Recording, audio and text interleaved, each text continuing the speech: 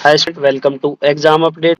आपको पता है जैसे 3 और 4 अगस्त को आपने देखा कि एग्जाम में है जो यहाँ पे साइंस के और करंट जीके के क्वेश्चन है जो बहुत ज़्यादा यहाँ पे पूछे जा रहे हैं। तो इसी से रिलेटेड जो इंपॉर्टेंट क्वेश्चन है वो मैं यहाँ पे लेके आया हूँ, जो आपके एग्जाम में 2 या 3 क्वेश्चन आपको इसी वीडियो में से जो देखने को मिल जाएंगे।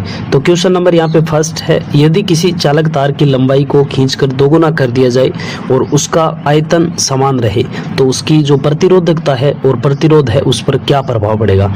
यानी अगर चालक तार की लंबाई दोगुनी कर दी जाए और आयतन है जो सेम रहे तो उसकी जो प्रतिरोधकता है वो अपरिवर्तित रहेगी और प्रतिरोध है वो कितना हो जाएगा, 4 गुना हो जाएगा।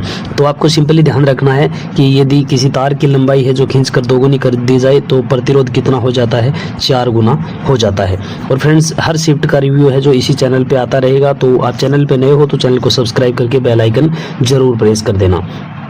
एक क्वेश्चन यहाँ पे है, एक अवतल दर्पण की जो फोकस दूरी है वो 20 सेंटीमीटर है और यदि वस्तु को दर्पण के सामने 30 सेंटीमीटर की दूरी पर रखा जाए तो आवर्धन है जो मैग्निफिकेशन है वो कितना होगा। हर शिफ्ट में एक आवर्धन का सवाल यहाँ पे पूछा जा रहे हैं। तो आपको अगर फोकस दूरी और यहाँ पे दर्पण के सामने की अगर दूरी दी जाए तो यहाँ पे निकालनी है। आवर्धन अगर निकालना हो तो यहाँ पे करना क्या है, आपको सिंपली तो यही क्वेश्चन आता है। यहाँ पे 20 सेमी और 30 सेमी दूरी जो है वो दी जाती है। तो इसमें इस केस में आपका आंसर होगा वो आवर्धन कितना होगा, -2 होगा। नहीं तो आपको सूत्र एक बता देता हूँ, उसके हिसाब से भी आप यह जो निकाल सकते हो। अगर दर्पण का यहाँ पे निकालना हो तो 1/f is equal to 1/v plus 1/u। ये सूत्र में है जो आप f और v u का मान आपको रखना है। 2 मान आपको दिए हुए होंगे और 1 का मान आपको निकालना है। तो यहाँ पे f का मान दे रखा है, u का मान आपको दे रखा है, तो यहाँ पे आपको v का मान निकालना है। तो 1/v हो जाएगा बराबर, ये यहाँ से माइनस में आ जाएगा तो टोटल यहाँ पे क्या हो जाएगा 1/60 यानी -2 आपका है जो यहाँ पे आंसर आ जाएगा। तो इस प्रकार के क्वेश्चन है। नहीं तो आप अगर मान लो आपके साइंस बैकग्राउंड से आप नहीं हो, साइंस के स्टूडेंट नहीं हो, तो नॉर्मली आप है जो क्वेश्चन यहाँ पे याद भी कर सकते हो। एक क्वेश्चन यहाँ पे है, निम्नलिखित में से कौन सी अभिक्रिया द्विविस्थापन अभिक्रिया के साथ साथ अवक्षेपण अभिक्रिया का भी उदाहरण है। कौन सी अभिक्रिया है जो द्विविस्थापन अभिक्रिया के साथ साथ अवक्षेपण अभिक्रिया का उदाहरण है। तो यहाँ पे करेक्ट आंसर है ऑप्शन बी, जो PbNO3 है प्लस 2Ki इस 2PbI2 और K2KNO3। यहाँ पे ये क्या है, जो अवक्षेपण अभिक्रिया का उदाहरण माना जाता है।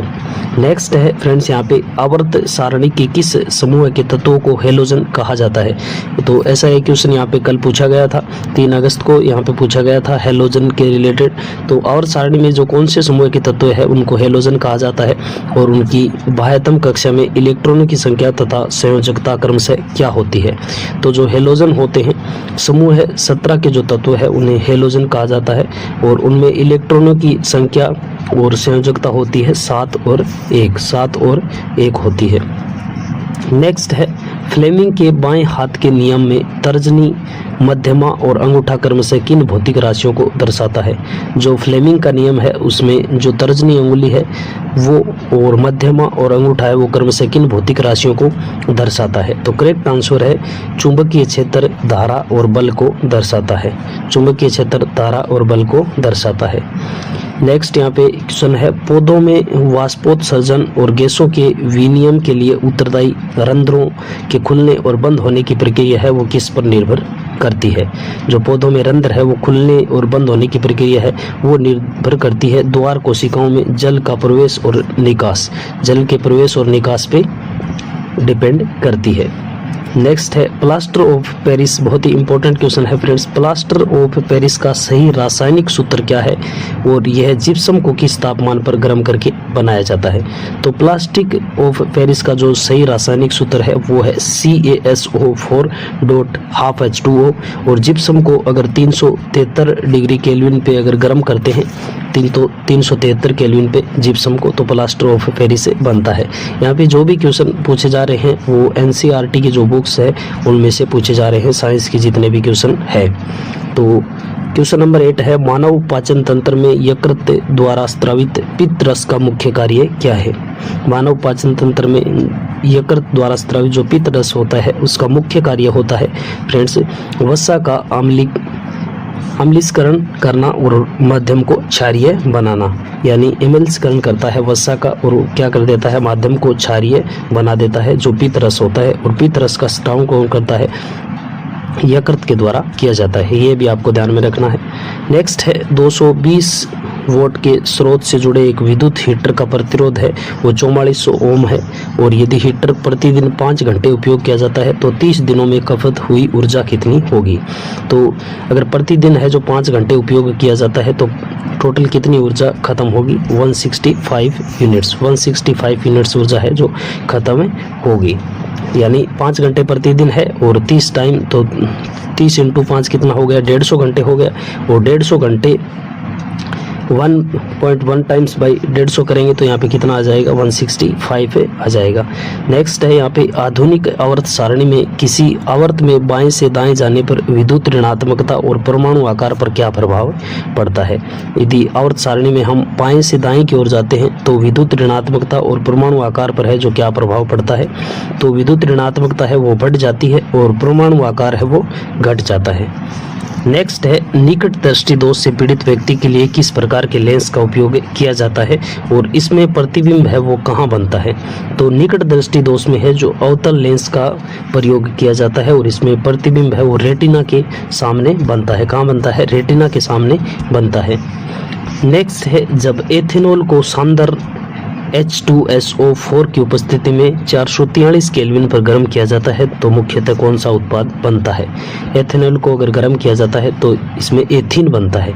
यह निर्जलीकरण यानी जो डिहाइड्रेशन की अभिक्रिया है और एथेनॉल को गर्म करने पर क्या बनता है, एथीन बनता है। ये आपको ध्यान में रखना है।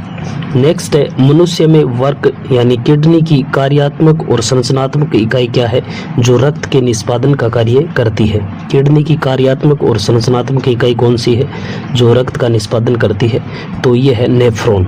क्या है, नेफ्रॉन है, आपको याद रखना है। फ्रेंड्स वीडियो अभी तक देख रहे हो तो वीडियो को लाइक जरूर कर देना और चैनल पे नए हो तो चैनल को सब्सक्राइब करके बेल आइकन जरूर प्रेस कर देना ताकि हर शिफ्ट का रिव्यू है जो आपको मिलता रहे। और एग्जाम देने के बाद यहाँ पे टेलीग्राम चैनल की लिंक दी हुई है वो ज्वाइन कर लेना ताकि जो भी क्वेश्चन आपको याद हो वो जरूर शेयर करना। तो क्वेश्चन नंबर 14 है यदि किसी तरंग की आवृत्ति 50 हर्ट्ज है और उसकी तरंग दैर्ध्य 4 मीटर है तो तरंग की चाल क्या होगी।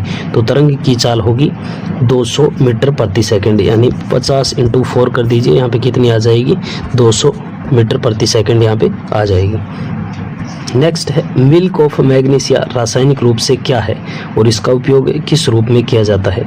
जो मिल्क ऑफ मैग्नीशिया है उसका रासायनिक रूप है MgOH2 एंटासिड और इसका किस रूप में उपयोग किया जाता है, एंटासिड के रूप में उपयोग किया जाता है। नेक्स्ट है फ्रेंड्स यहाँ पे भारतीय संविधान के किस अनुच्छेद के तहत राष्ट्रपति राष्ट्रीय आपातकाल की घोषणा करता है और इसे अब तक कितनी बार लगाया जा चुका है। तो अनुच्छेद 352 के तहत है जो राष्ट्रपति राष्ट्रीय आपातकाल की घोषणा करता है और अब तक 3 बार है जो राष्ट्रीय आपातकाल लगाया जा चुका है।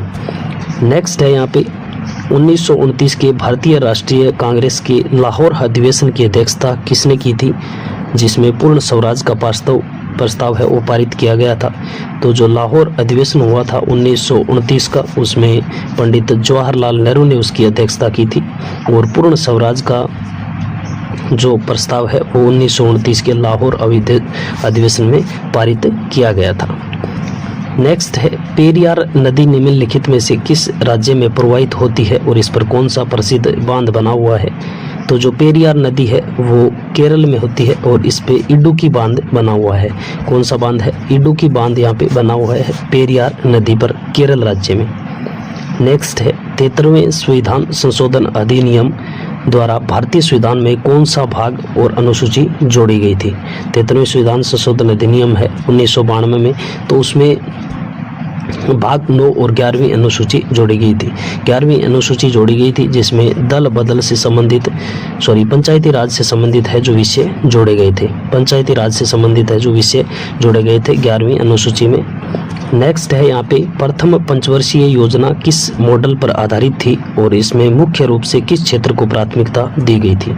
जो प्रथम पंचवर्षीय योजना थी वो हेराल्ड मॉडल यानी कृषि पर आधारित थी। वो हेराल्ड मॉडल डोमर मॉडल पर आधारित थी और कृषि को है जो प्राथमिकता दी गई थी। तो यहाँ पे फ्रेंड्स 20 क्वेश्चन मैंने बता दिए हैं। नेक्स्ट 20 क्वेश्चन है जो हम नेक्स्ट वीडियो में डिस्कस करने वाले हैं। तो चैनल को सब्सक्राइब करके बेल आइकन जरूर ऑन रखना ताकि आपके पास नेक्स्ट वीडियो है वो आ जाएगा। वीडियो कैसा लगा कमेंट करके ज़रूर बताना। और अभी तक अगर आपने टेलीग्राम चैनल ज्वाइन नहीं किया है तो नीचे लिंक दी गई है, टेलीग्राम चैनल ज़रूर ज्वाइन कर लेना ताकि जो भी क्वेश्चन आपको एग्ज़ाम देने के बाद यहाँ पे शेयर करने हो वो शेयर कर सकते हो।